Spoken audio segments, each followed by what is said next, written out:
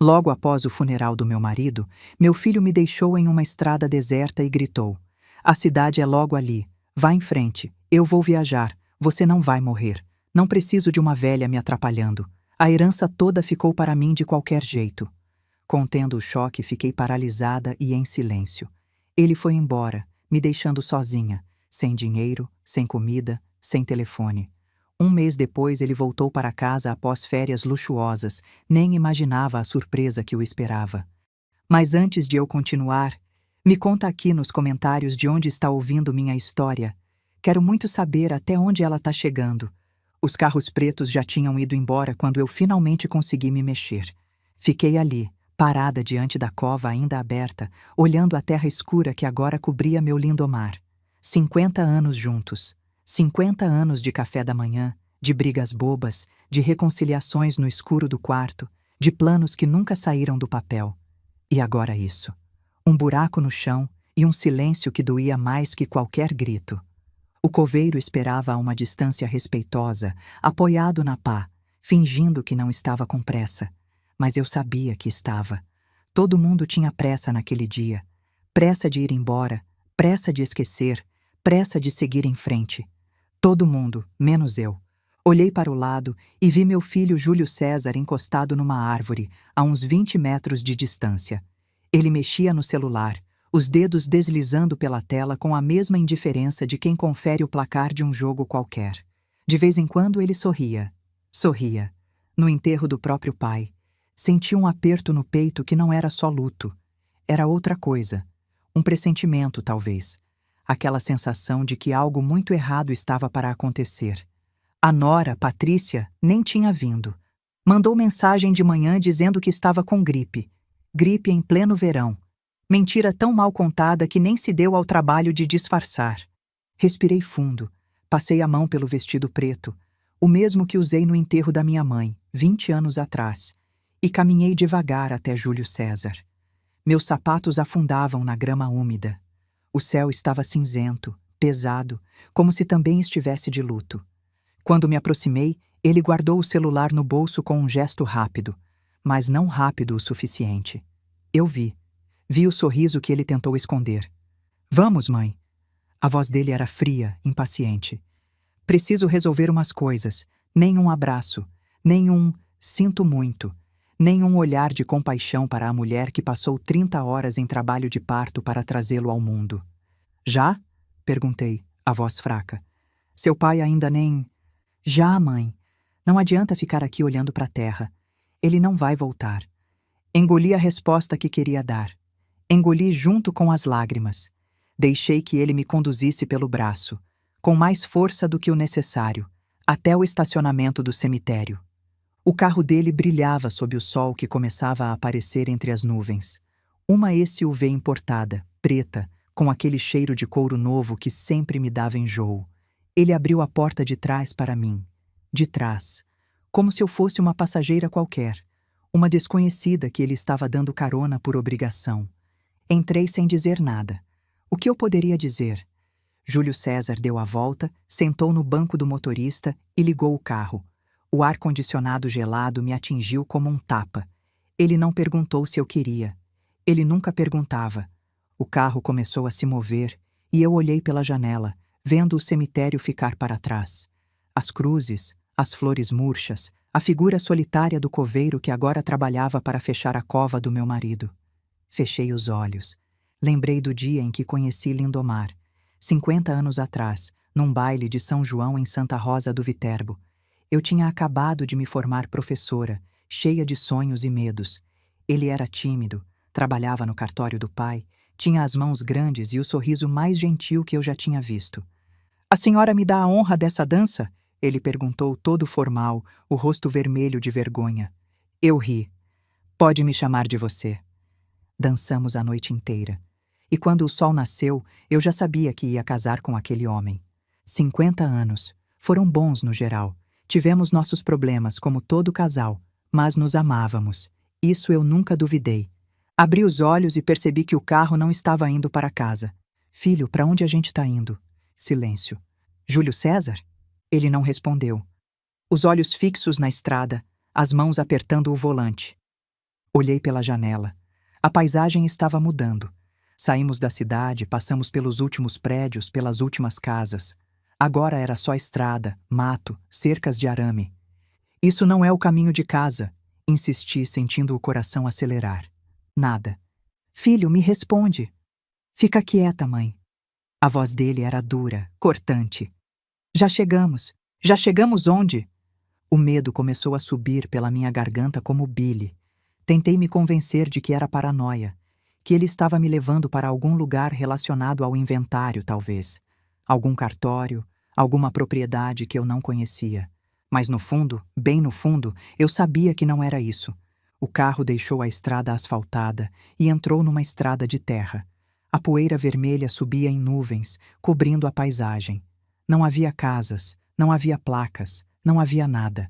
Só o mato rasteiro, o sol que agora queimava sem piedade, e o silêncio. 1 hora. Mais de 1 hora naquele carro, sem uma palavra. Eu olhava para a nuca do meu filho e tentava reconhecer nele o menino que eu criei. O menino que corria para os meus braços quando tinha pesadelo. O menino que me fazia desenhos no Dia das Mães. O menino que prometeu cuidar de mim quando crescesse. Onde estava esse menino? O carro parou de repente no meio do nada. Júlio César desligou o motor. O silêncio era absoluto. Nem pássaro, nem vento, nem nada. Só o estalar do motor esfriando e a minha respiração acelerada. Sai do carro. Eu não entendi. Não quis entender. Como assim, filho? Sai do carro, mãe. Ele se virou para me olhar e o que eu vi naqueles olhos me gelou o sangue. Não havia amor. Não havia remorso.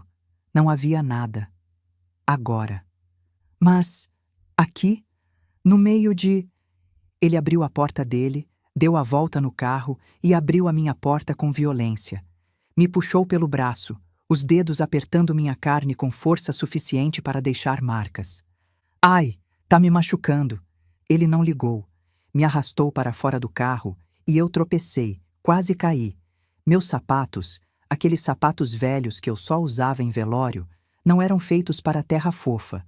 Um deles afundou e eu tive que me apoiar no carro para não ir ao chão. Filho, pelo amor de Deus, o que está acontecendo? Júlio César se afastou 2 passos e me olhou de cima a baixo, como se eu fosse lixo, como se eu fosse um problema que ele finalmente estava resolvendo. E então ele falou, as palavras que eu nunca vou esquecer enquanto viver. Ali é a cidade. Ele apontou para algum lugar à frente, onde eu não via nada além de mato e poeira. Vai em frente. Você não vai morrer. Não preciso de uma velha me atrapalhando. A herança toda ficou para mim de qualquer jeito. Eu abri a boca, mas nenhum som saiu. O quê? Consegui finalmente sussurrar. Você ouviu. Ele tirou um cigarro do bolso, acendeu com calma. Papai deixou tudo para mim no testamento. A casa, a fazenda, as aplicações, tudo. Você não tem mais nada. Isso é mentira, eu disse, a voz tremendo. Lindomar nunca faria isso. Pois fez. Tá tudo registrado em cartório. Assinado, reconhecido firma, tudo certinho. Ele deu uma tragada longa, soltou a fumaça na minha direção. E eu não vou gastar meu dinheiro sustentando uma velha que só dá trabalho. Então é isso. Tchau, mãe. Foi bom enquanto durou. O mundo girou. Eu senti as pernas fraquejarem, mas me forcei a ficar de pé. Mas, filho, eu te criei. Eu te dei tudo. Me deu? Ele riu. Uma risada fria, sem humor. Você e o velho tinham obrigação de me dar. Eu não pedi para nascer. Vocês que quiseram ter filho. O mínimo era me sustentar. Júlio César. Acabou, mãe. Ele jogou o cigarro no chão, pisou. Some daqui. Vai para aquela cidade, pede ajuda, se vira. Eu não me importo. Só não aparece em Ribeirão Preto, porque se você aparecer, eu interno você num asilo. Tenho um laudo de um médico amigo dizendo que você tem demência. Tá tudo preparado. Ele virou as costas e caminhou de volta para o carro. Eu corri atrás dele. Com toda a força que eu tinha, corri. Bati no vidro, implorei, gritei. Filho, pelo amor de Deus, você não pode fazer isso. Eu sou sua mãe. O vidro desceu apenas alguns centímetros, o suficiente para eu ver o sorriso dele. Era Agora é só uma velha no meio da estrada. O vidro subiu, o motor ligou, o carro arrancou, jogando poeira no meu rosto. Eu corri atrás. Corri como não corria há décadas, os pulmões queimando, os sapatos afundando na terra. Corri até não conseguir mais, até minhas pernas cederem e eu cair de joelhos no meio daquela estrada deserta. A poeira baixou devagar. O carro já era um ponto preto no horizonte. Depois, nem isso. E eu fiquei ali, sozinha, sem dinheiro, sem celular, sem comida, sem documento, com nada além do vestido preto de luto e a dor que rasgava meu peito. O sol queimava minha cabeça. Eu estava com sede, estava com medo, estava em choque, mas uma parte de mim, uma parte pequena e furiosa que eu nem sabia que existia, se recusava a aceitar. Meu filho me abandonou para morrer, meu próprio filho. Eu levantei devagar. As pernas tremiam, os joelhos doíam, mas eu levantei. Olhei para a direção que ele tinha apontado. Não via cidade nenhuma. Só mato, só poeira, só vazio. Mas eu ia andar, nem que fosse a última coisa que eu fizesse na vida. Júlio César não ia ter o gostinho de me matar. Não ia. Eu comecei a caminhar. Um passo, depois outro, depois outro. O sol castigava sem piedade. Eu sentia a pele do rosto e dos braços queimando. A boca estava seca, a língua grudando no céu da boca. Cada passo era um esforço. Cada metro era uma vitória. Enquanto andava, eu pensava. Pensava em como tinha chegado até ali. Lembrei de quando Júlio César nasceu. O parto mais difícil que a médica já tinha visto, ela disse depois. 30 horas de trabalho de parto e no final, quando acharam que iam perder nós dois, ele nasceu. Roxo, sem chorar. O médico bateu nas costas dele 1, 2, 3 vezes. E então veio o choro. O choro mais bonito que eu já tinha ouvido. Lindomar estava do meu lado, segurando minha mão, chorando também. É um menino, Carmen. Nosso menino. Nós prometemos naquele dia que íamos dar tudo para ele. Tudo que a gente não teve. Escola boa, roupa boa, comida boa, amor, principalmente. Muito amor. Demos. Demos tudo. Demos até demais, talvez. Enquanto caminhava, uma lembrança veio à minha mente. Júlio César tinha 10 anos. Eu tinha encontrado ele no quintal, segurando um passarinho. Um bem-te-vi que tinha caído do ninho. Achei que ele estava cuidando do bichinho. Mas quando cheguei perto, vi que ele estava apertando. Apertando devagar, com um sorriso estranho no rosto. "O que você está fazendo?" Eu perguntei horrorizada.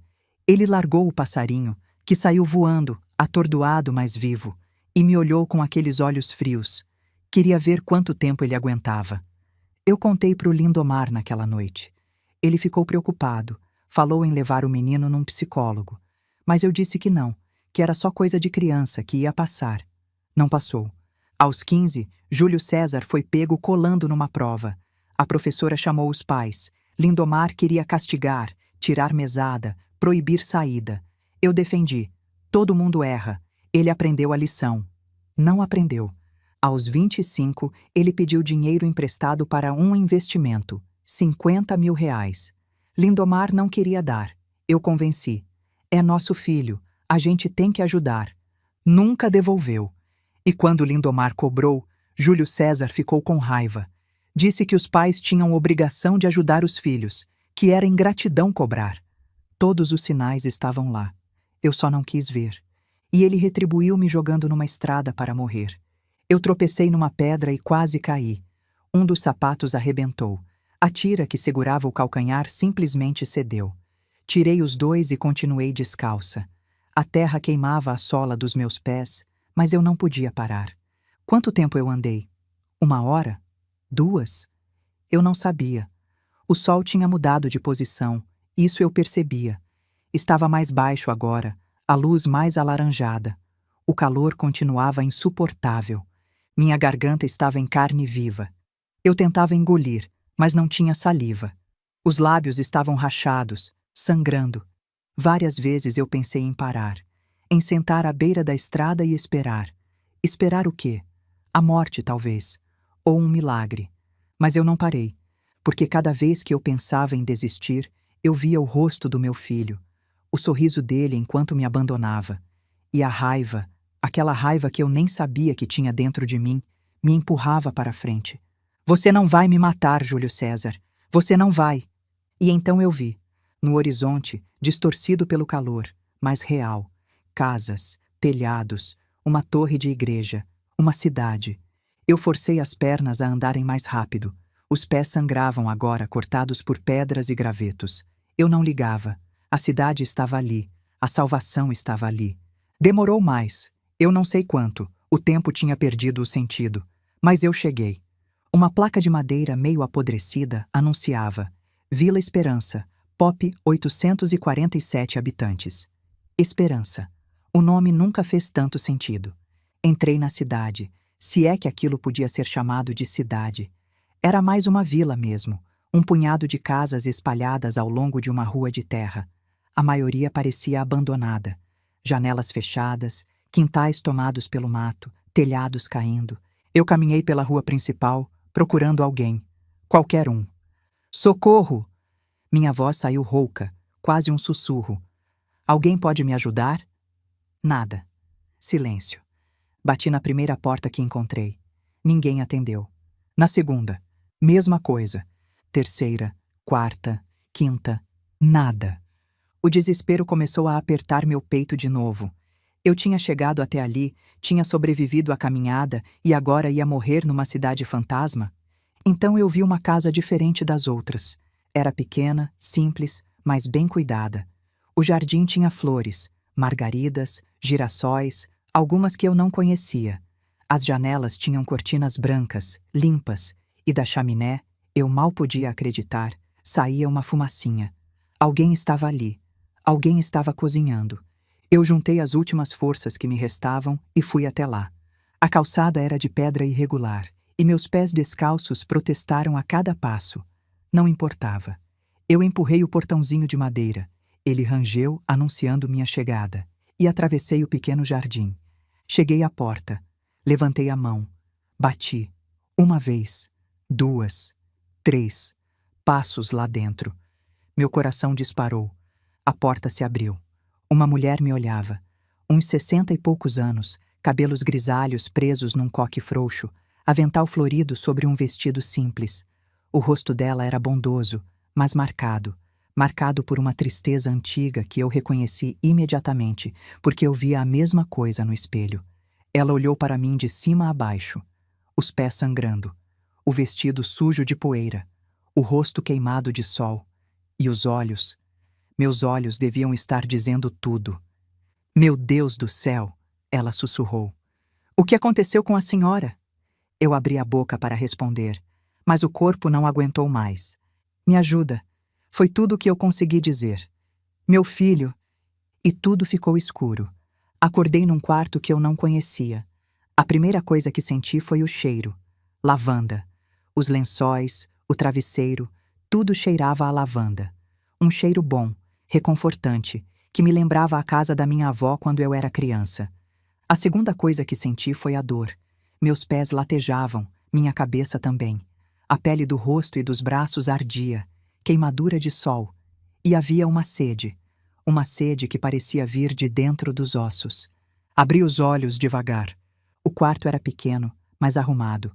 Uma cama de solteiro onde eu estava deitada, uma cômoda de madeira escura, uma cadeira no canto.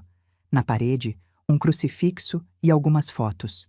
Fotos de um rapaz jovem, sorridente, de cabelos escuros.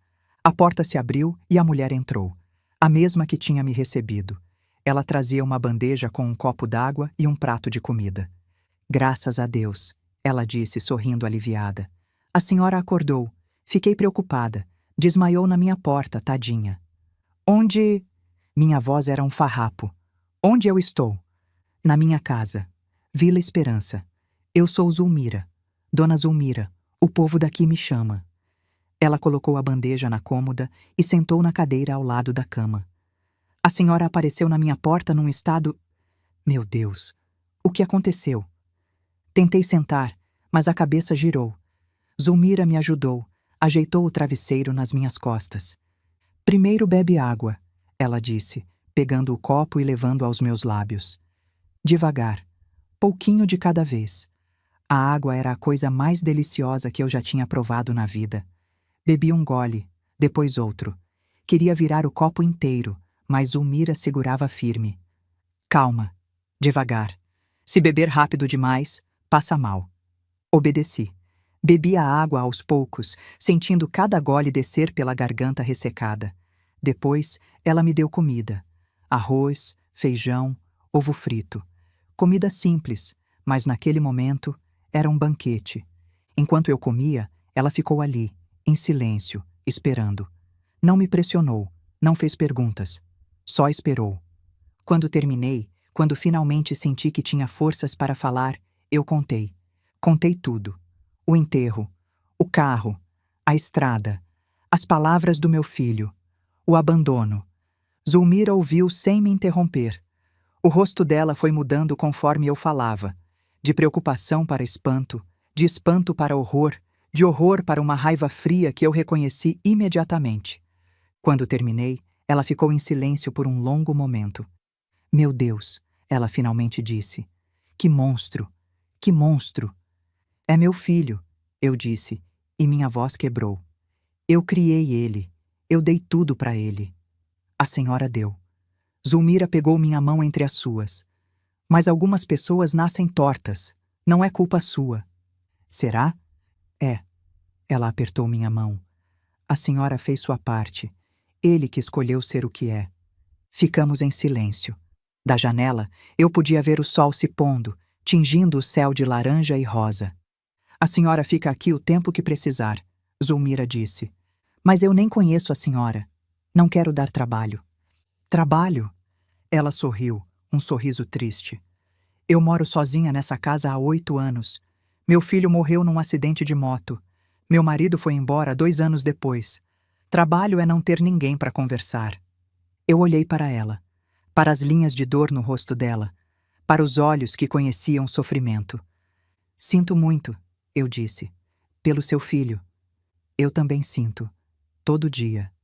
Ela suspirou. Mas a vida continua, né? Tem que continuar. Ficamos em silêncio de novo. Um silêncio diferente agora.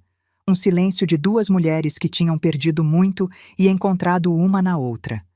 Obrigada, eu disse. Por me salvar. Não me agradeça ainda, Zulmira respondeu.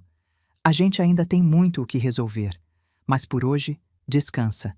Amanhã a gente vê o que fazer. Ela se levantou, foi até a porta.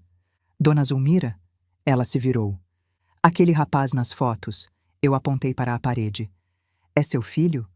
Ela olhou para as fotos por um momento. O rosto suavizou. É. Gabriel. Ele tinha 25 anos quando morreu.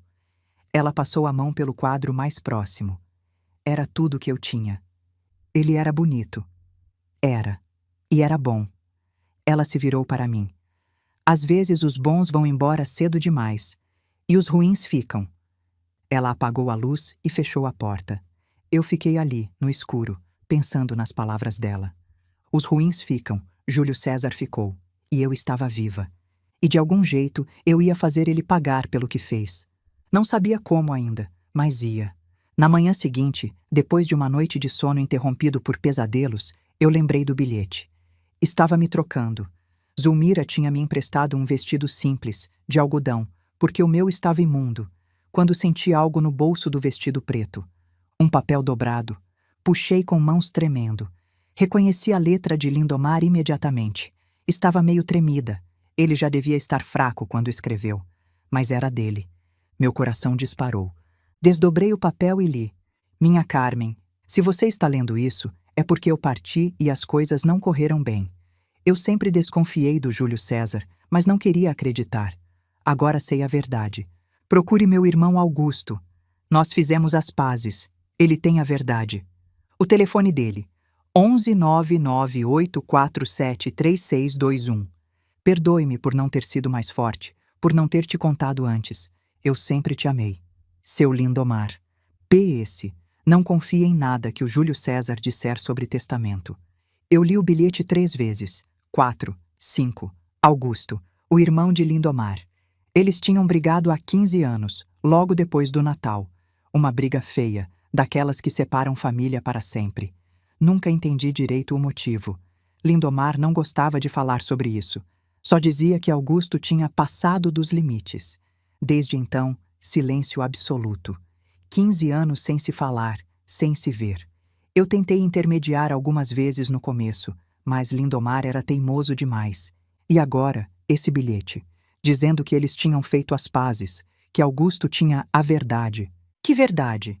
Saí do quarto e encontrei Zulmira na cozinha, preparando café.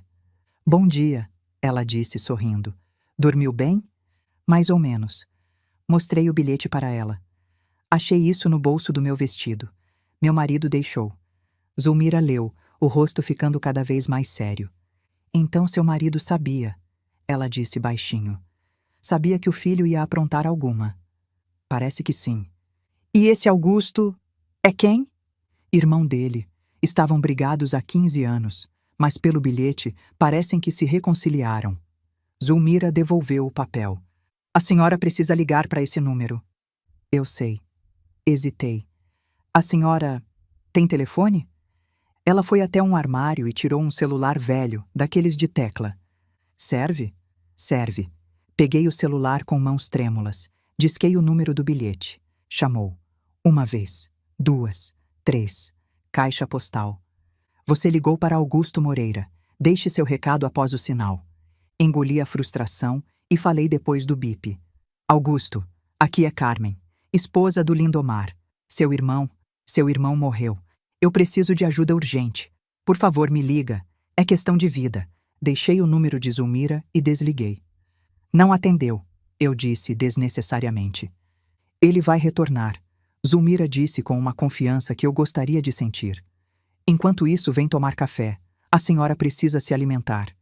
Os dias seguintes foram estranhos. Eu estava presa num limbo, esperando uma ligação que não vinha, num lugar que eu não conhecia, tentando processar uma traição que ainda não parecia real. Zulmira não me deixou ficar parada, ruminando. Me colocou para ajudar na casa, varrer, lavar louça, cuidar da horta. No começo eu achei que era pena, que ela estava me dando tarefas para eu não me sentir um peso. Depois entendi que era sabedoria. Mãos ocupadas deixam a mente mais leve. Conheci a vila aos poucos. Não havia muito para conhecer. Uma vendinha do seu Joaquim que vendia de tudo um pouco. Uma igreja pequena que só abria aos domingos. Um posto de saúde que funcionava quando o médico aparecia, o que era raro. Os moradores eram quase todos idosos. Gente que nasceu ali, viveu ali e ia morrer ali. A juventude tinha ido embora fazia tempo, atraída pelas cidades grandes. Sobraram os velhos, as casas vazias e a saudade. Vila Esperança, eu pensei mais de uma vez. Esperança de quê? No final da terceira semana, eu estava sentada na varanda com Zulmira, descascando milho para fazer pamonha, quando ela começou a falar do filho. Gabriel queria ser veterinário, ela disse, os olhos fixos no milho. Amava bicho, cachorro, gato, passarinho, tudo. Quando era pequeno, vivia trazendo animal machucado para casa para eu cuidar. Ele conseguiu? Ser veterinário? Quase. A voz dela falhou. Estava no último ano da faculdade. Faltava 6 meses para formar. Ela parou de descascar. Ficou olhando para o nada. Voltava de uma festa. Um caminhão atravessou na frente dele. Disseram que foi instantâneo, que ele não sofreu. Meu Deus! O motorista do caminhão fugiu. Nunca acharam. Ela voltou a descascar, mas os movimentos eram automáticos agora. Eu passei anos com raiva. Queria encontrar esse homem, queria... Não sei o que eu queria. Justiça, talvez. Ou vingança. E conseguiu? Não. Ele sumiu. Ninguém sabe quem era, de onde veio. Ela suspirou. Às vezes a justiça não vem, Dona Carmen. Às vezes os maus escapam. Eu pensei no meu filho, no sorriso dele enquanto me abandonava. Nem sempre, eu disse. Dessa vez não. Zulmira me olhou. A senhora vai mesmo ir atrás dele? Vou. Minha voz era firme. Ele não vai ficar impune. Mesmo sendo seu filho, ele deixou de ser meu filho, eu disse, e pela primeira vez eu acreditei nas minhas próprias palavras, quando me deixou para morrer naquela estrada. Naquela mesma noite, o celular de Zulmira tocou. Eu estava quase dormindo quando ouvi. Pulei da cama e corri para a sala, onde Zulmira já atendia. É para a senhora, ela disse, me passando o aparelho. Alô? Carmen? Uma voz masculina, grave, que eu conhecia, mas não ouvia há 15 anos. É o Augusto. Recebi sua mensagem. O que aconteceu? Contei tudo, de novo, cada detalhe. O silêncio do outro lado era pesado. Eu podia sentir a raiva de Augusto atravessando a linha telefônica. Esse canalha, ele finalmente disse quando eu terminei. Eu avisei o Lindomar. Disse que esse moleque era uma cobra criada, mas ele não queria acreditar. Você sabia? Não tudo, mas desconfiava. Ele respirou fundo. Lindomar me ligou há 4 meses, Carmen. Estava desesperado. Descobriu que Júlio César e aquela mulher dele estavam roubando ele há anos. Roubando? Isso. O Júlio César tinha procuração para ajudar na administração das contas e usou para desviar dinheiro. Muito dinheiro. Mais de 800 mil reais em 5 anos. Eu precisei sentar. As pernas não me sustentavam mais. 800 mil... Falsificavam assinaturas, faziam transferências, venderam até umas terras sem o Lindomar saber. Só descobriu por acaso quando foi ao banco e o gerente mencionou um resgate grande que ele não tinha feito. Meu Deus! Mas escuta, Carmen, escuta bem. A voz de Augusto ficou mais intensa. O Lindomar fez um novo testamento, comigo como testemunha. Tudo fica para você. A casa, a fazenda, as aplicações, tudo. Mas o Júlio César disse, mentira. Augusto quase gritou. Esse testamento que ele apresentou é falso, forjado. O verdadeiro está guardado com um notário de confiança em Santa Rosa do Viterbo, Tarcísio Brandão, amigo do nosso pai. O Lindomar foi até lá pessoalmente porque não confiava nos notários de Ribeirão Preto. Eu estava chorando agora. Lágrimas de alívio, de raiva, de tudo junto. Então eu não perdi nada? Nada. Aquele marginal do seu filho é que vai perder tudo, inclusive a liberdade, se depender de mim. Augusto, minha voz falhou. Obrigada. Não me agradeça ainda. Amanhã de manhã eu saio de São Paulo. Vou buscar você e a gente vai até Santa Rosa pegar o testamento verdadeiro. Depois... Ele fez uma pausa. Depois a gente vai destruir a vida desse moleque, juridicamente. Desliguei o telefone e fiquei olhando para Zulmira. E aí? Ela perguntou. Meu marido me protegeu, eu disse, as lágrimas escorrendo. Mesmo depois de morto, ele me protegeu. Zulmira sorriu e me abraçou. Eu te disse, ela sussurrou. A justiça às vezes demora, mas vem. Augusto chegou no dia seguinte, no final da tarde. Eu estava na varanda quando vi o carro, um sedã cinza, simples, bem diferente da SUV ostentosa do meu filho, parar em frente à casa de Zulmira. Um homem desceu, alto, magro, cabelos grisalhos, terno simples mas bem cortado. O rosto era sério, marcado pelo tempo, mas os olhos eram iguais aos de Lindomar. Aquele mesmo tom de castanho, aquela mesma gentileza escondida por baixo da seriedade. Carmen, ele veio até a varanda e me abraçou. Foi um abraço longo, apertado, de quem está reencontrando família depois de muito tempo. Eu senti as lágrimas voltarem. Parecia que era só o que eu fazia ultimamente, chorar. Mas dessa vez eram lágrimas boas. Obrigada, eu disse, a voz abafada no ombro dele. Obrigada por ter vindo. Não precisa agradecer. Ele se afastou, me olhou. Você é família. E família cuida de família. Eu só demorei 15 anos para lembrar disso. Apresentei Zulmira, e Augusto a cumprimentou com uma reverência quase formal. A senhora salvou a vida da minha cunhada, ele disse. Não tenho como agradecer.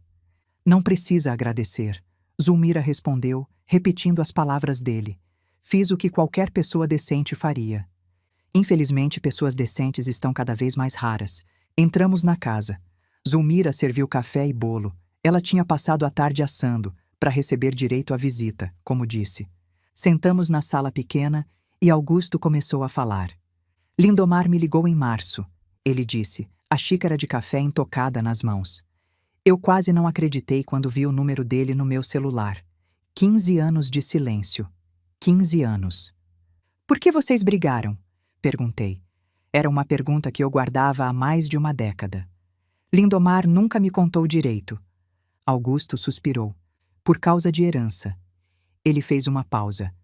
Quando nosso pai morreu, deixou tudo pro Lindomar. A casa, o cartório, tudo. Eu não recebi nada.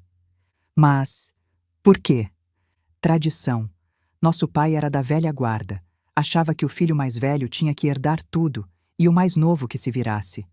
Augusto deu um sorriso amargo. Eu fiquei com raiva. Muita raiva. Disse coisas horríveis pro Lindomar. Que ele era egoísta, que devia ter dividido comigo, que eu nunca mais queria ver a cara dele. Você era jovem. Era. E era idiota. Ele finalmente bebeu um gole do café. Mas orgulho é uma coisa terrível, Carmen. Eu passei 15 anos sem falar com meu irmão porque não queria dar o braço a torcer. E então ele ligou. Ligou. Em março. Augusto colocou a xícara na mesa. Estava chorando. Meu irmão mais velho, o cara mais orgulhoso que eu conhecia, chorando no telefone. Disse que tinha descoberto a verdade sobre o Júlio César, que precisava de ajuda, que estava com medo. Medo? Do filho. Augusto me olhou. Lindomar disse que Júlio César era capaz de qualquer coisa para colocar as mãos na herança. Qualquer coisa, foram as palavras dele. Na hora eu achei exagero. Agora vejo que ele estava certo. Eu pensei no meu filho, no sorriso dele enquanto me abandonava. Ele planejou tudo, eu disse baixinho. Não foi impulso. Ele planejou. Com certeza. Augusto concordou. E a esposa dele ajudou. Aliás, tem mais coisa que você precisa saber sobre ela. O quê? Augusto hesitou. Lindomar contratou um detetive particular para investigar os dois. Queria ter certeza antes de agir. E? O detetive descobriu que a Patrícia tem um amante, um personal trainer, Renato. Se encontram toda quinta-feira num apart-hotel. Eu não sabia o que sentir. Raiva, satisfação, nojo. O Júlio César sabe? Não. Pelo menos não sabia quando o Lindomar morreu. Augusto se inclinou para a frente. Lindomar guardou tudo. Fotos, vídeos, extratos de transferências, conversas de celular.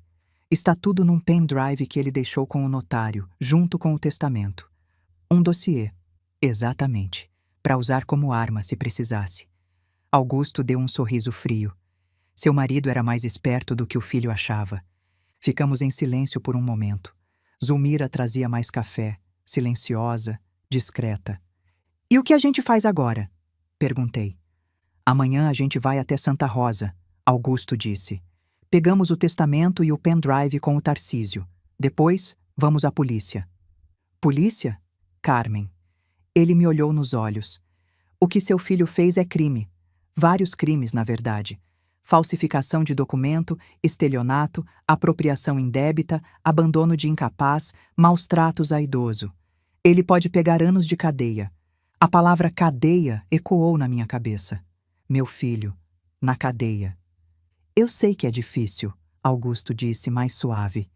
Ele é seu filho, mas ele tentou te matar, Carmen. Te deixou numa estrada deserta, sem nada, em pleno verão. Se você não tivesse chegado até Vila Esperança... Ele não terminou a frase. Não precisava. Eu sei, eu disse. Eu sei o que precisa ser feito. Tem certeza? Pensei no rosto do meu filho, no sorriso dele. Não preciso de uma velha me atrapalhando. Tenho, eu disse. Absoluta. Saímos de Vila Esperança na manhã seguinte, assim que o sol nasceu. Zulmira nos despediu na porta, com um pacote de pão caseiro e uma garrafa de café. Me liga toda noite. Ela pediu, segurando minhas mãos. Para eu saber que você está bem. Ligo, prometo. E volta, viu? Ela sorriu, os olhos úmidos. Essa casa fica triste sem você. Eu a abracei forte. Em poucas semanas, aquela mulher tinha se tornado mais família do que meu próprio filho.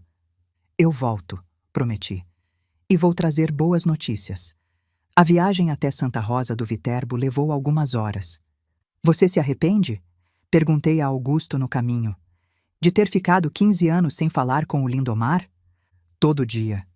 A voz dele era pesada. Mas agora eu vou consertar. Não posso trazer o Lindomar de volta. mas posso proteger a mulher que ele amou. O cartório do notário Tarcísio ficava na praça principal, um prédio antigo com fachada de azulejos portugueses. Ele nos recebeu com um misto de carinho e pesar. Lindomar falava muito da senhora, ele disse. Quando veio aqui, não parava de dizer como a senhora era a mulher da vida dele. Do cofre, Tarcísio tirou um envelope grosso e lacrado. O testamento. Eu li cada palavra. Tudo para mim. A casa, a fazenda, o dinheiro. Tudo. E no final, a cláusula que me fez sorrir pela primeira vez em dias.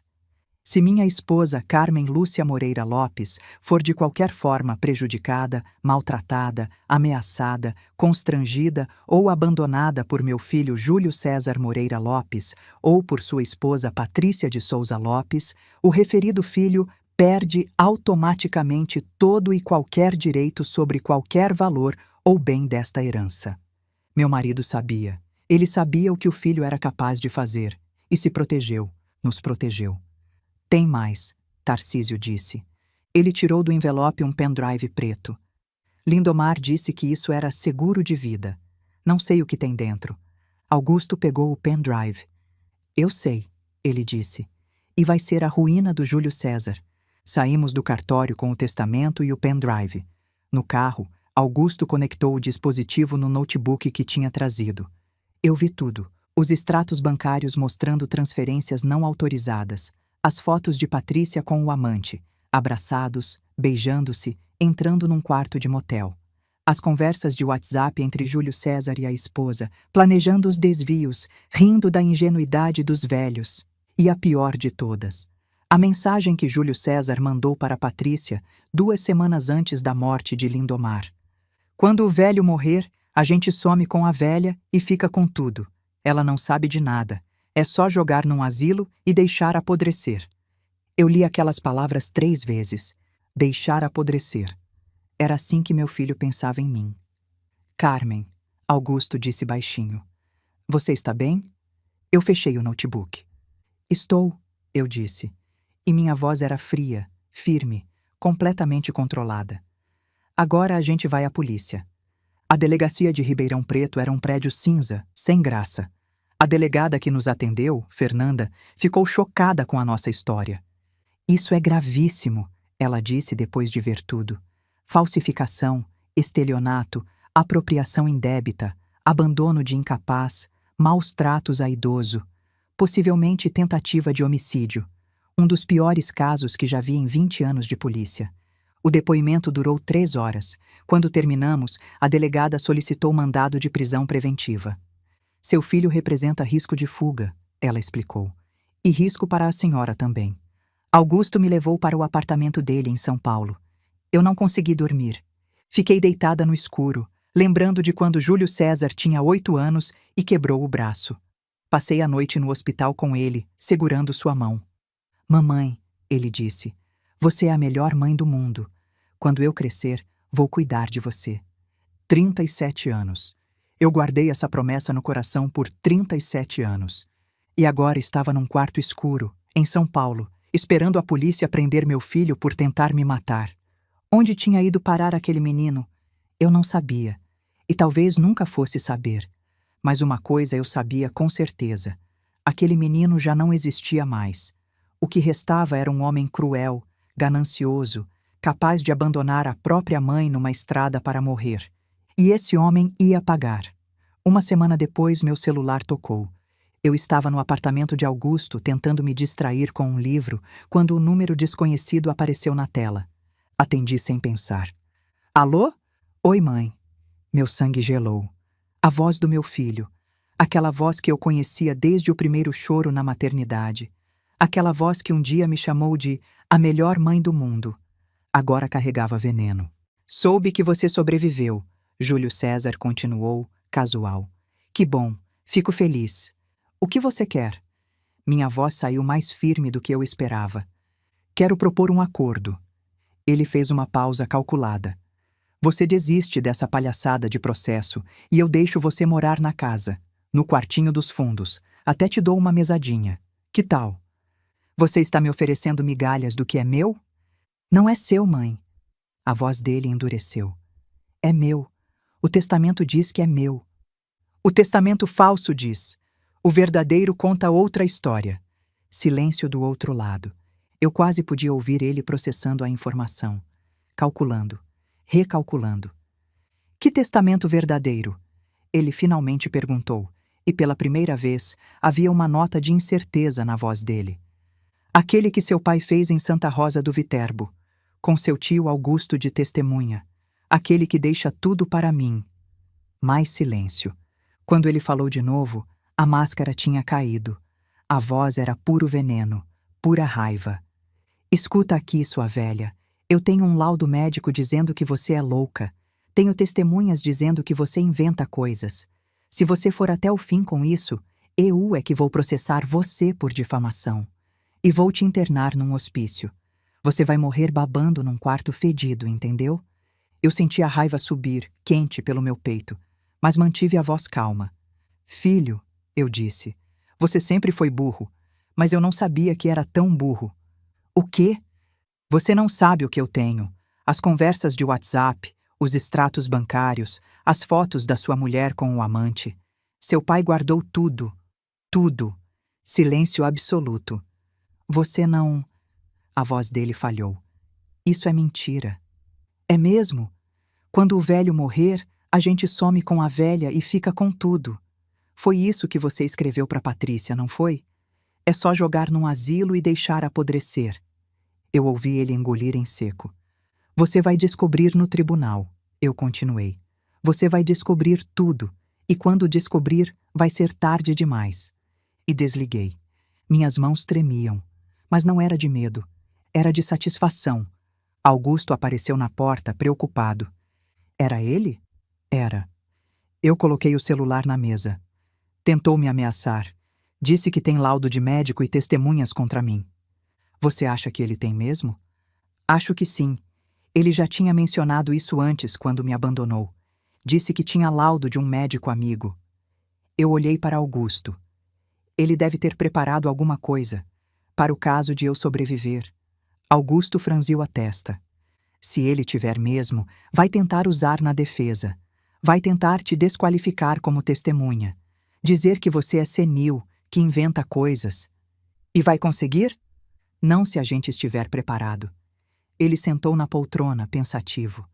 Vou ligar para uns contatos. Se ele subornou médico ou testemunhas, a gente descobre. E a gente destrói. Eu assenti. A guerra tinha começado de verdade. Um mês depois do abandono, a delegada Fernanda ligou com novidades. O Júlio César voltou de Cancún ontem à noite, ela disse, com a esposa, achando que está tudo normal. Eles não sabem que tem mandado? Não. A gente manteve sigilo. Eu podia ouvir a satisfação na voz dela. A surpresa vai ser grande. A prisão aconteceu na manhã seguinte. Augusto e eu não estávamos lá. A delegada achou melhor evitar confronto, mas ela nos mandou fotos depois e me contou cada detalhe. Júlio César e Patrícia chegaram em casa por volta das 10 da manhã, bronzeados, descansados, cheios de sacolas de compras. 3 viaturas já esperavam na frente da casa. Quando eles desceram do táxi, os policiais se aproximaram. Meu filho tentou resistir. Gritou que era inocente, que era um absurdo, que ia processar todo mundo, que conhecia gente importante. Patrícia chorou, fingiu que não sabia de nada, tentou dizer que era tudo culpa do marido. Os 2 foram algemados e levados. A busca na casa encontrou mais provas. Cópias do testamento falso no computador de Júlio César, recibos de pagamento para o notário corrupto, mensagens apagadas que a perícia recuperou. Ele estava acabado, e ainda nem sabia o quanto. A delegada me mostrou as fotos da prisão quando nos encontramos na delegacia, no dia seguinte. Meu filho algemado, o rosto vermelho de raiva. Patrícia com a maquiagem borrada, parecendo 10 anos mais velha. Eu olhei para aquelas fotos por um longo momento. Aquele era meu filho, o bebê que eu trouxe ao mundo com 30 horas de dor, o menino que prometeu cuidar de mim, o homem que me abandonou para morrer. Não senti alegria, não senti satisfação. Senti um vazio enorme, um luto. Não pelo filho que estava preso, mas pelo filho que eu achei que tinha criado. A senhora está bem? A delegada perguntou. Não, respondi honestamente. Mas vou ficar. O que eu não sabia era que a guerra estava apenas começando e que meu filho ainda tinha algumas cartas na manga. Eu achei que a prisão seria o fim. Que ingênua eu fui. 3 semanas depois da prisão, Augusto me ligou com a voz tensa. Carmen, temos um problema. Eu estava na cozinha do apartamento dele lavando louça. Larguei o prato na pia e sequei as mãos no pano. O que foi? O Júlio César contratou um advogado, um dos melhores criminalistas de São Paulo, Valdir Machado. E daí? A gente tem provas. Eu sei, mas o Machado é famoso por virar casos impossíveis. Augusto fez uma pausa. E ele está preparando uma estratégia de defesa baseada em te desqualificar como testemunha. Meu estômago afundou. O laudo de demência. Isso. E não é só isso. Augusto respirou fundo. A defesa apresentou uma lista de testemunhas. Uma delas é um tal de Joaquim, dono de uma venda em Vila Esperança. Ele vai testemunhar que você chegou lá, confusa, falando coisas sem sentido, claramente com problemas mentais. Seu Joaquim, o homem simpático que vendia de tudo um pouco, o homem que me cumprimentava toda manhã quando eu ia comprar pão. Isso é mentira, eu disse. Eu cheguei exausta, desidratada, mas eu sabia exatamente quem eu era e o que tinha acontecido. Eu sei que é mentira, você sabe, mas no tribunal, a palavra dele contra a sua... Ele foi subornado. Com certeza. A questão é provar. Fiquei em silêncio, processando. Meu filho, do fundo da cadeia, ainda estava tentando me destruir. O que a gente faz? Perguntei. A gente se prepara. A voz de Augusto ficou mais firme. Eu já entrei com um pedido para verificar as contas bancárias do Joaquim nos últimos 30 dias. Se o Júlio César pagou ele, vai aparecer. E o laudo?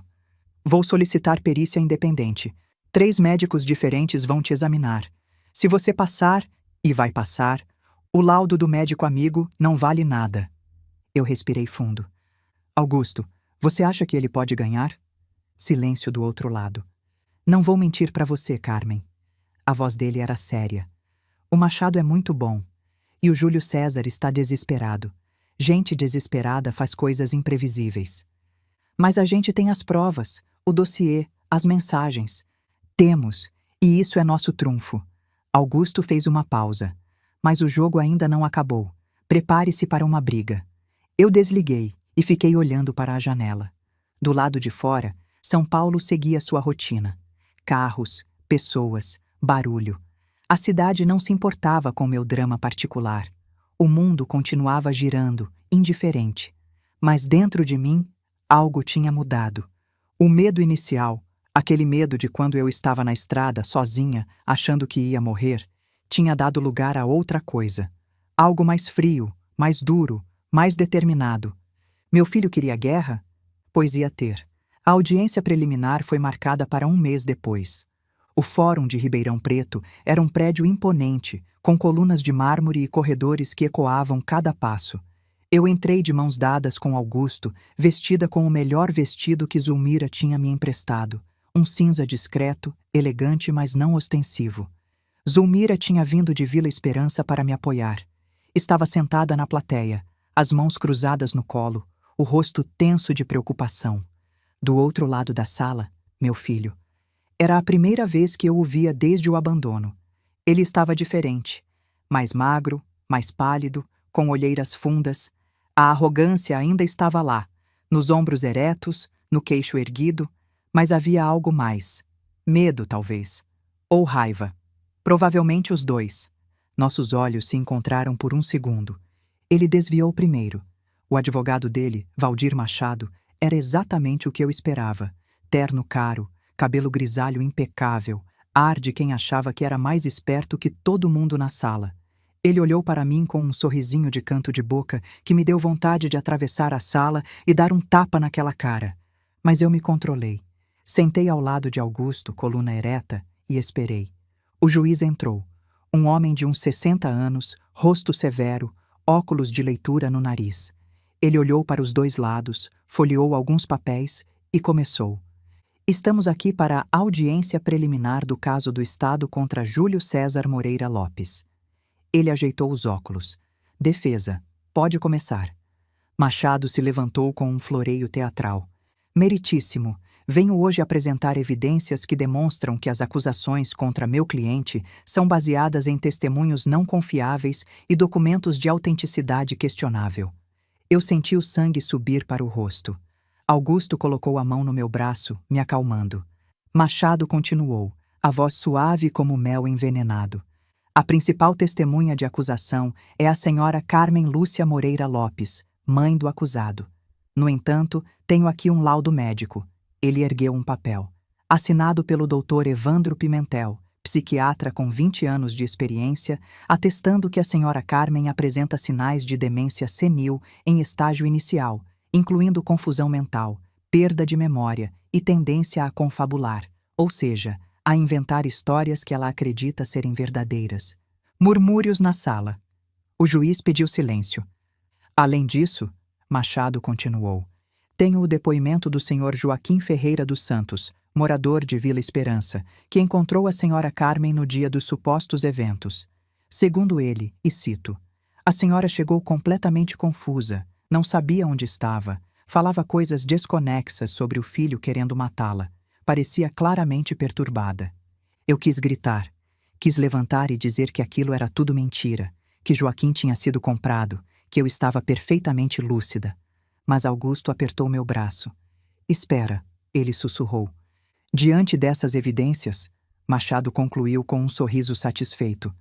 Peço que o tribunal desconsidere o testemunho da senhora Carmen e, consequentemente, arquive este processo por falta de provas confiáveis. Ele sentou, ajeitando o terno como se já tivesse vencido. O juiz se virou para Augusto.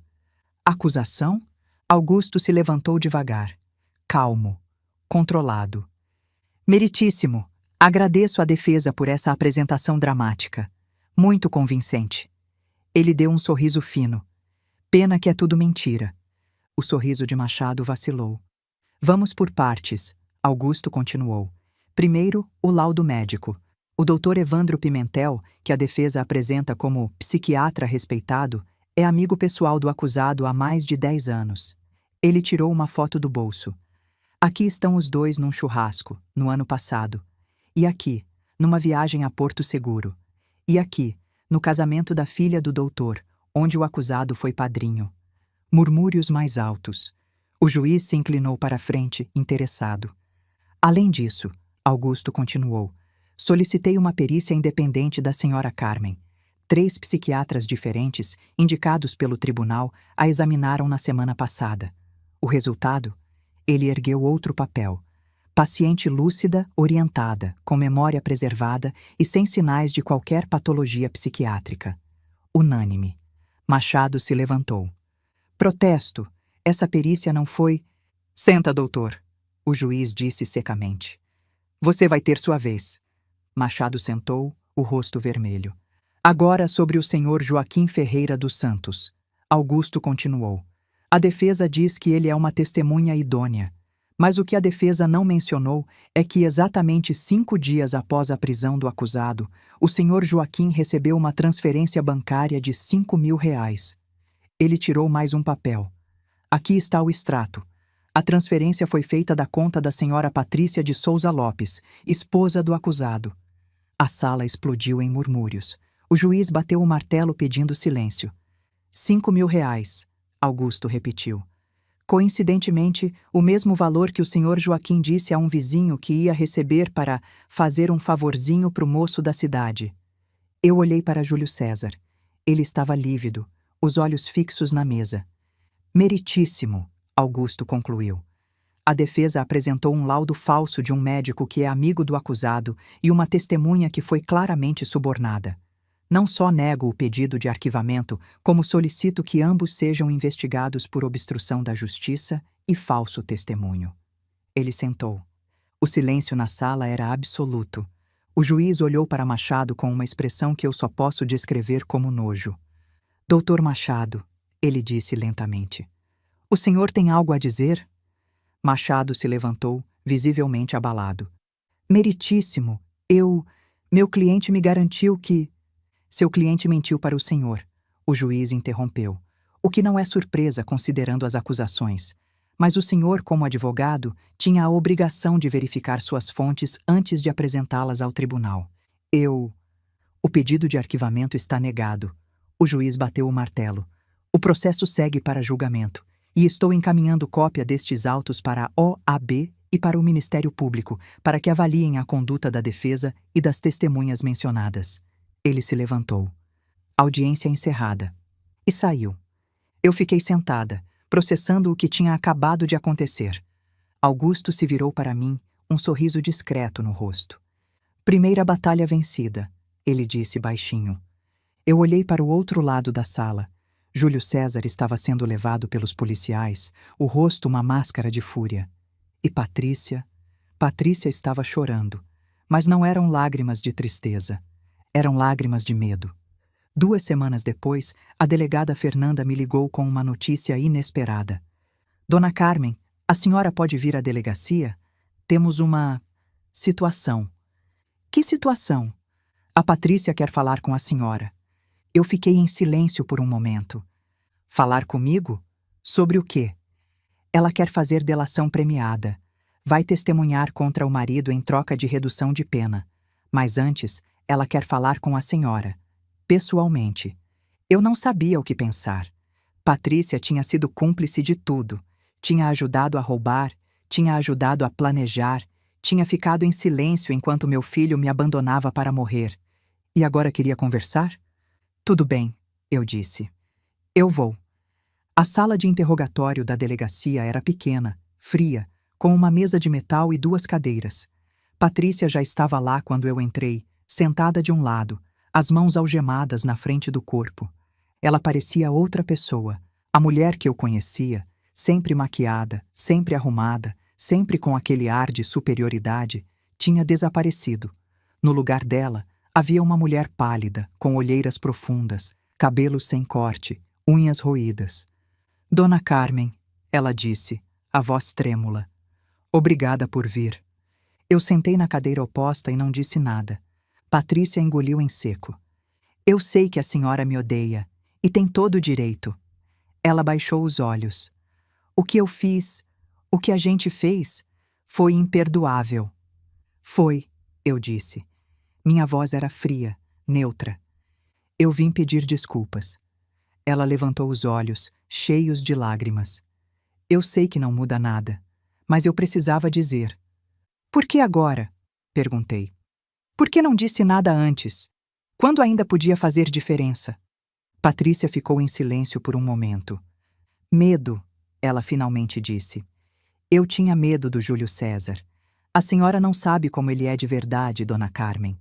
Por trás de toda aquela fachada de filho perfeito, ele é... Ela estremeceu. Ele é cruel, frio, calculista. Quando eu tentava questionar alguma coisa, ele me ameaçava. Dizia que ia me destruir se eu abrisse a boca. E mesmo assim você ficou com ele. Eu sei. Eu fui covarde. As lágrimas escorriam agora. Mas eu não sabia que ia chegar a esse ponto. Quando ele disse que ia resolver o problema da senhora, eu achei que... Eu não sei o que eu achei. Eu não queria pensar. Eu olhei para ela por um longo momento. Parte de mim queria ter pena. Queria acreditar que ela era só uma vítima, manipulada por um homem cruel. Mas outra parte lembrava das mensagens, das risadas sobre os velhos, dos planos de deixar apodrecer. O que você quer de mim, Patrícia? Perguntei. Ela respirou fundo. Eu vou testemunhar contra ele, contar tudo. Os roubos, o testamento falso, o plano de abandonar a senhora. Tudo. Ela me olhou nos olhos. Mas antes, eu precisava que a senhora soubesse. Eu sou culpada. Eu sei que sou. E vou pagar pelo que fiz. Mas o Júlio César, ele é o verdadeiro monstro. Ele planejou tudo. Ele que teve a ideia. Ele que executou. E o amante? Perguntei de repente. Patrícia empalideceu. A senhora sabe? Sei. Meu marido sabia. Guardou fotos, vídeos. Está tudo no dossiê. Ela fechou os olhos. Renato, ela sussurrou. O nome dele é Renato. Eu sei. Eu ia largar o Júlio César por ele. Ela abriu os olhos e havia algo diferente agora. Algo mais duro. Mas então o Júlio descobriu. Não pelas fotos do seu Lindomar. Ele descobriu sozinho, há 2 semanas. E o que aconteceu? Ele me ligou da cadeia. A voz dela era amarga. Disse que eu era uma vagabunda ingrata, que ele ia me destruir, que quando saísse ia matar o Renato e me fazer assistir. Ela fez uma pausa e um sorriso estranho apareceu no rosto dela. Mas sabe o que é mais engraçado, dona Carmen? Ele também me traía, com a secretária dele, uma menina de 23 anos chamada Bruna. Eu descobri 2 anos atrás, mas fiquei quieta, esperando a hora certa. A hora certa para quê? Para usar contra ele. O sorriso dela se alargou. Eu tenho fotos também. E conversas. E reservas de hotel que ele fazia no nome da empresa. Tudo documentado. Eu olhei para aquela mulher e vi algo que não tinha visto antes. Não era só medo ou arrependimento. Era cálculo. Patrícia era tão manipuladora quanto meu filho. Talvez mais. Eles mereciam um ao outro. Então vocês dois estavam se traindo mutuamente, eu disse, e roubando meu marido juntos, e planejando minha morte. Que casamento bonito. Patrícia teve a decência de baixar os olhos. A gente era 2 pessoas horríveis que se encontraram, ela admitiu. Mas agora eu quero sair dessa, e a única forma é derrubando ele primeiro. E é por isso que você está fazendo delação, eu disse. Não é arrependimento, é vingança, é salvar a própria pele. Patrícia não negou. Talvez seja os dois, ela disse, mas o resultado é o mesmo. Eu vou enterrar aquele homem, juridicamente. E ele vai saber que fui eu que entreguei.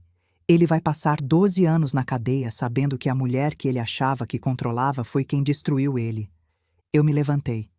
Então faça, eu disse. Testemunhe. Conte tudo. Mas não espere meu perdão, Patrícia. Não espere nada de mim. Fui até a porta. Dona Carmen? Me virei. Eu sinto muito, ela disse. De verdade, pelo que vale. Eu olhei para ela por um último momento. Não vale muito, eu disse, mas é melhor que nada. E saí. O julgamento foi marcado para 2 meses depois.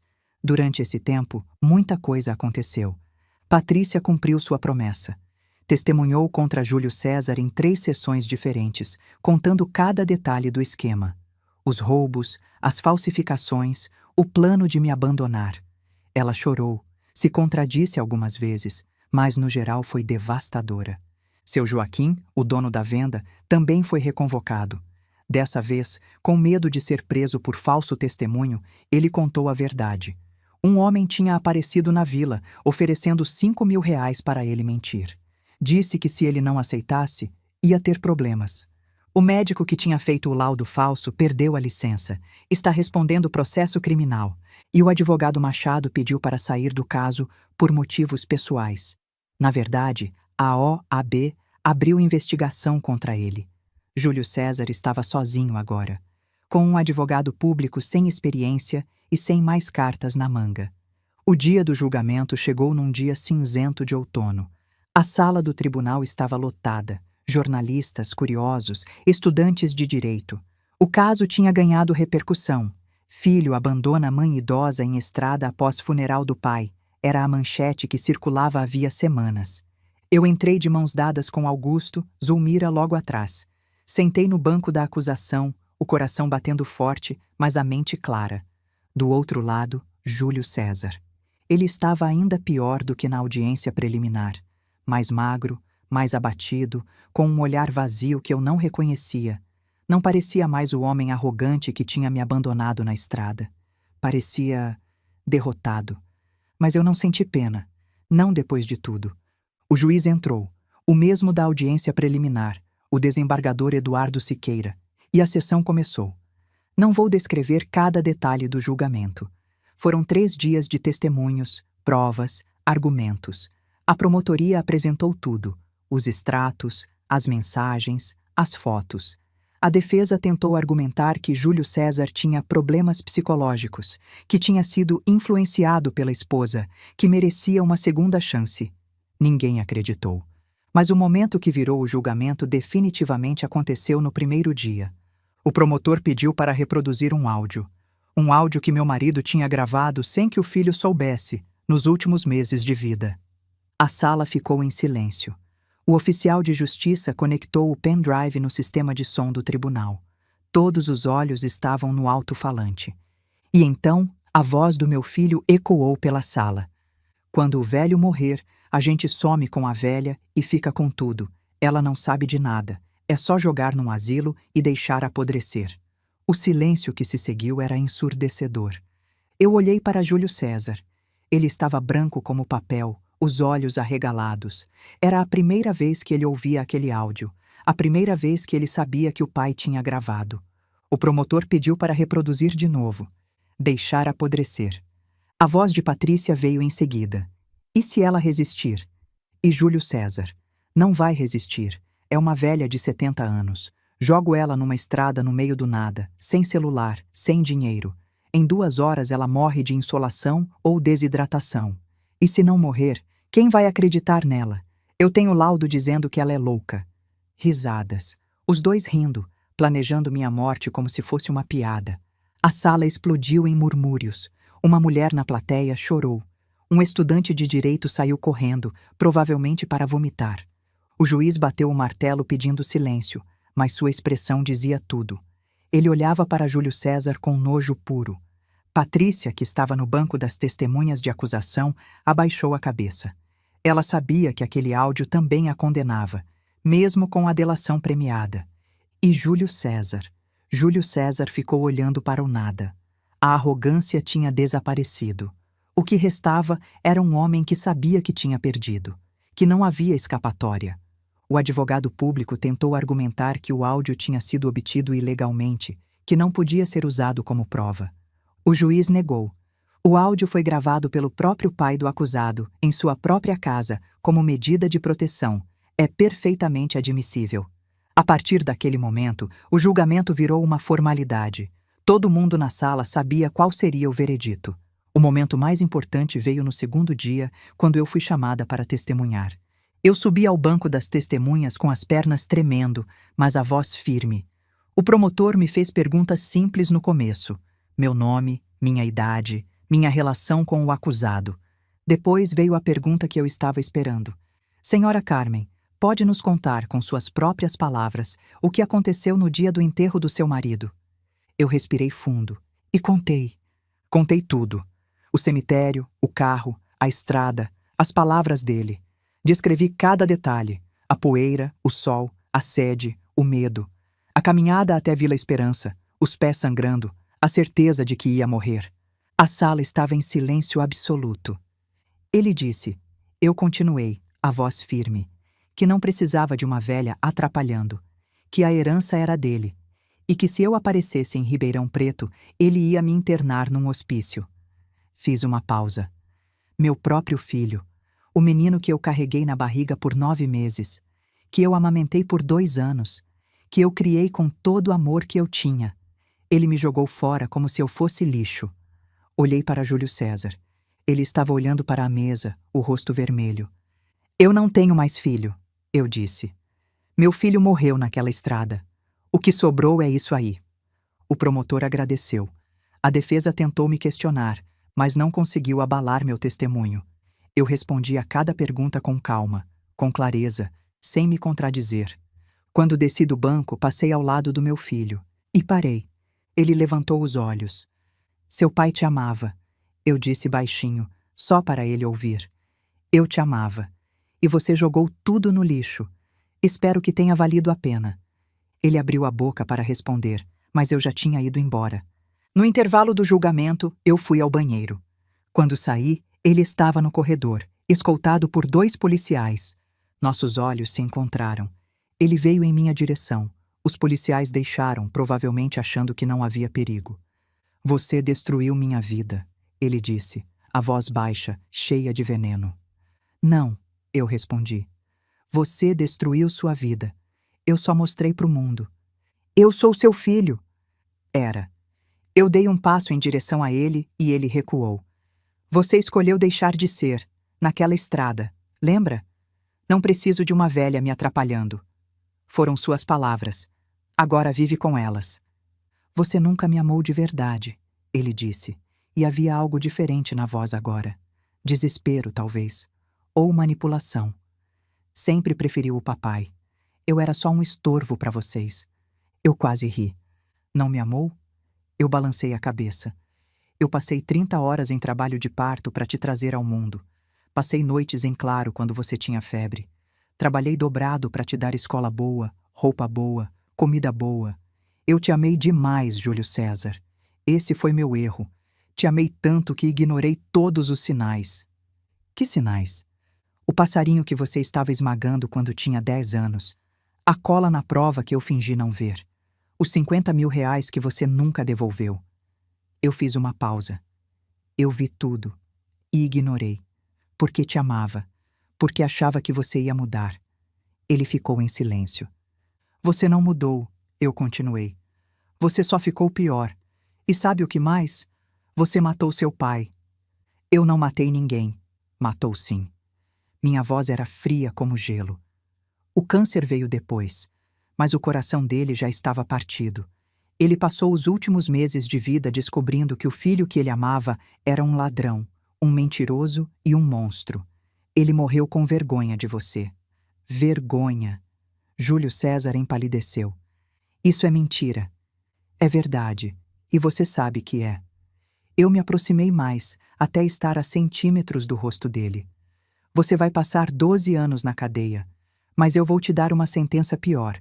Você vai viver o resto da vida sabendo que ninguém te ama.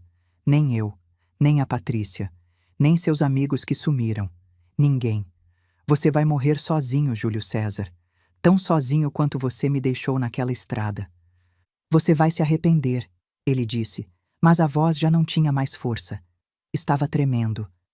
A única coisa que eu me arrependo, eu disse bem devagar, é de não ter te dado mais chineladas quando você era pequeno. Talvez se eu tivesse batido mais, você tivesse virado gente. Ele tentou responder. A boca abriu, fechou. Nenhum som saiu. Os policiais o puxaram para longe. Eu vi lágrimas nos olhos dele. Não de arrependimento. Júlio César não sabia o que era arrependimento. Eram lágrimas de humilhação, de derrota, de saber que tinha perdido tudo. Eu não senti nada.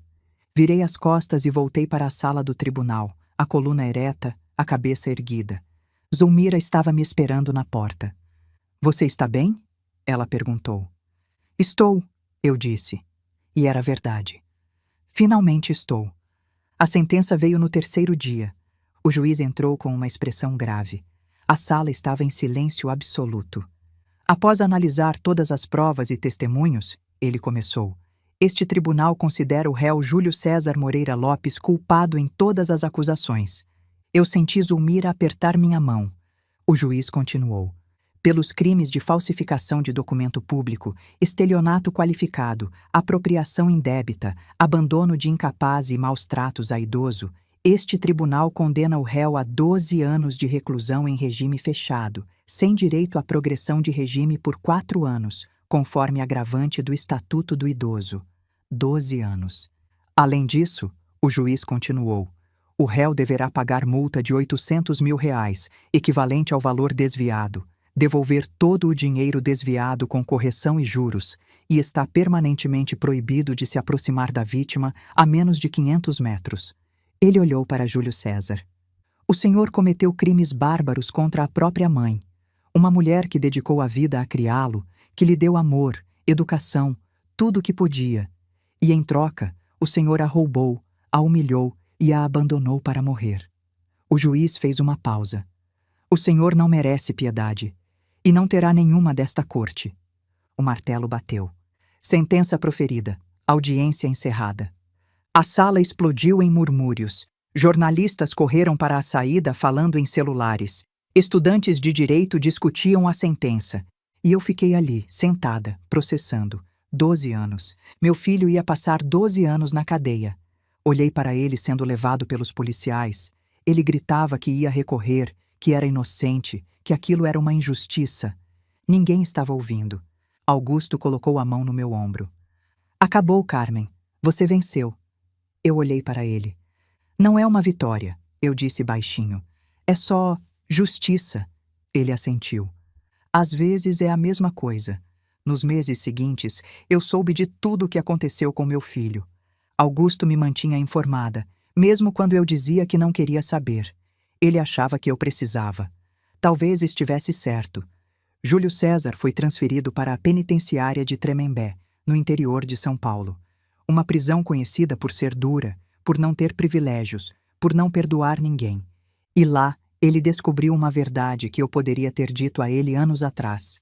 Presos não gostam de quem maltrata a própria mãe. A notícia do crime dele se espalhou rápido. O caso tinha saído em todos os jornais.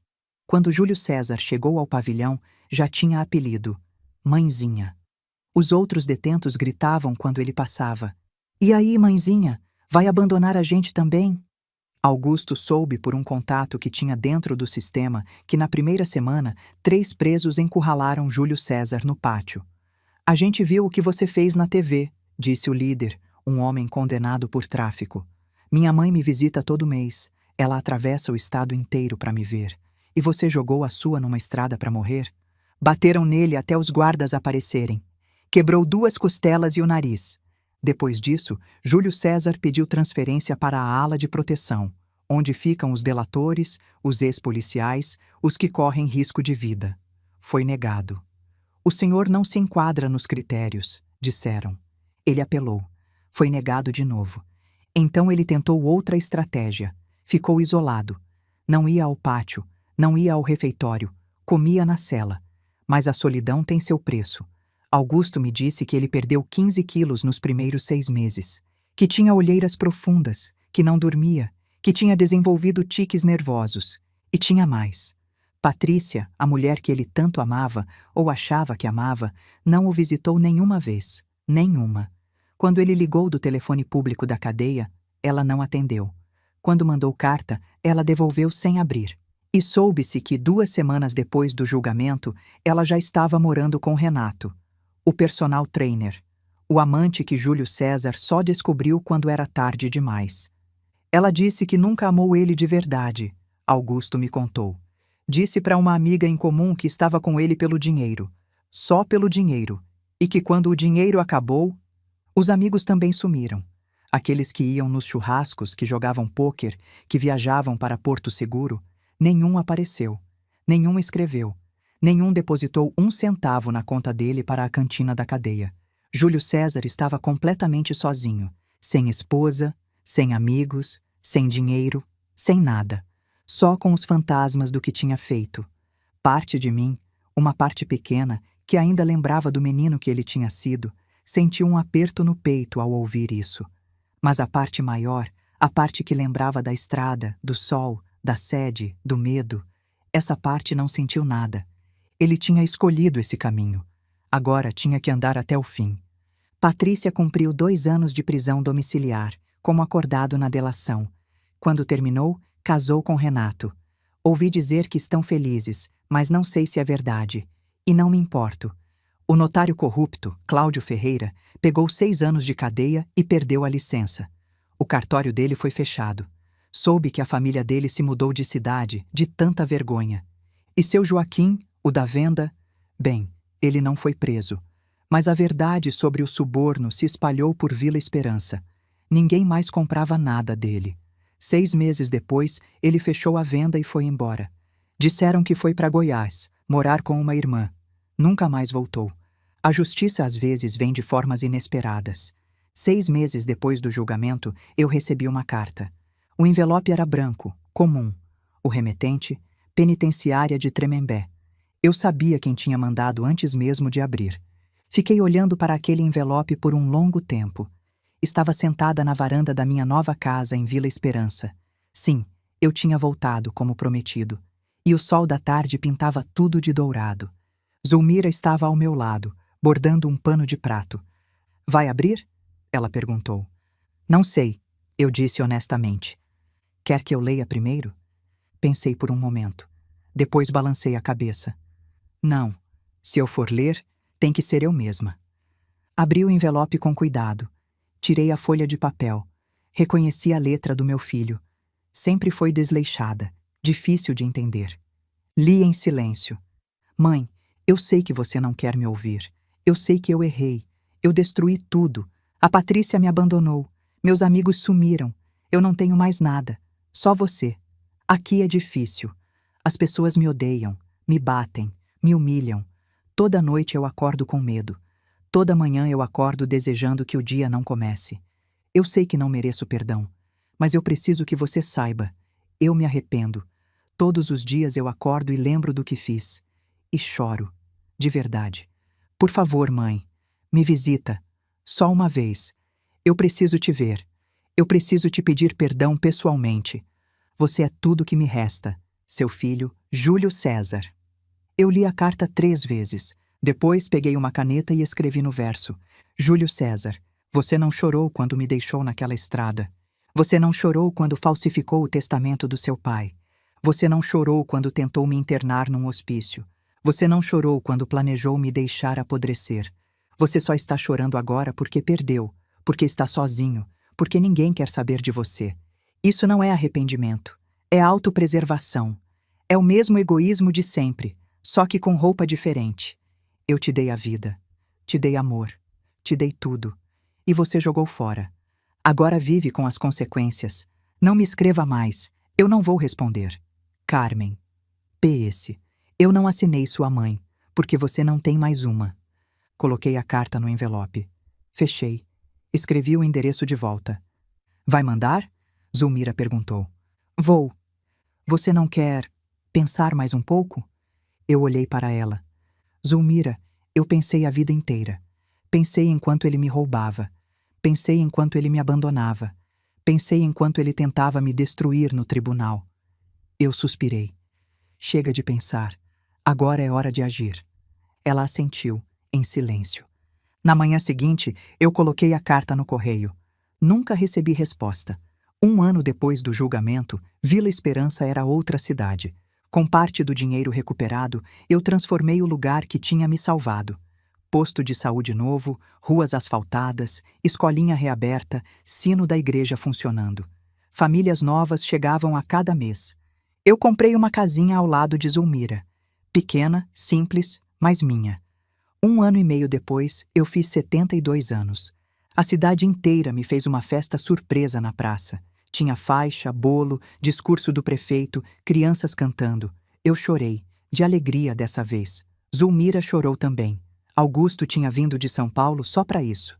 Quando pediram para eu falar, eu disse só uma coisa. Eu perdi um filho, mas ganhei vocês. Uma cidade inteira, uma família inteira. Obrigada. Aplausos, abraços. E no meio de tudo, eu pensei em Lindomar. Eu consegui, meu amor. Eu sobrevivi.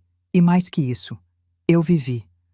A festa terminou quando o sol começou a se pôr. Zulmira e eu ficamos na varanda da casa dela, aquela mesma varanda onde ela tinha me acolhido, há 2 anos, vendo o céu mudar de cor. Laranja, rosa, dourado. No que você está pensando? Ela perguntou. Em Lindomar, no primeiro pôr do sol que a gente viu juntos. Eu fechei os olhos. Foi no dia em que ele me pediu em casamento. E ele disse uma coisa que eu nunca esqueci. O sol se põe todo dia, Carmen, mas sempre nasce de novo. É assim que a gente tem que viver. Abri os olhos. O sol tinha quase desaparecido no horizonte. Sabe no que eu tô pensando, Zulmira? No quê? Que amanhã o sol vai nascer de novo, e eu vou estar aqui para ver. Ela apertou minha mão. E eu vou estar do seu lado. As primeiras estrelas apareceram. A brisa trouxe cheiro de terra molhada e flores. E ali, naquela varanda, eu senti algo que não sentia há muito tempo. Paz. Não porque o mundo estava certo. O mundo raramente está certo. Meu filho ainda estava na cadeia. Meu marido ainda estava morto. Eu tinha 72 anos e mais passado do que futuro. Mas eu estava em paz comigo mesma. Tinha sobrevivido, tinha vencido, tinha reconstruído. E isso, no fim das contas, era tudo o que importava. Se você chegou até aqui comigo, obrigada. Obrigada por me ouvir, por acreditar em mim quando eu mesma duvidei. Sabe, quando eu estava naquela estrada, sozinha, com os pés sangrando e o sol queimando minha cabeça, eu achei que ninguém nunca ia saber o que aconteceu. Achei que ia morrer invisível, esquecida, jogada fora como lixo pelo meu próprio filho. Mas eu não morri. E agora você sabe.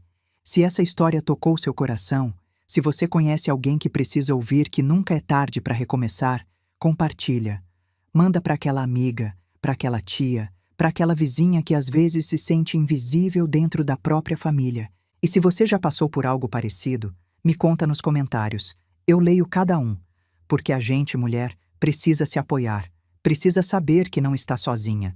Se inscreve no canal e ativa o sininho. Tem mais histórias como a minha esperando por você. E lembra, o sol se põe todo dia, mas sempre nasce de novo. Até a próxima.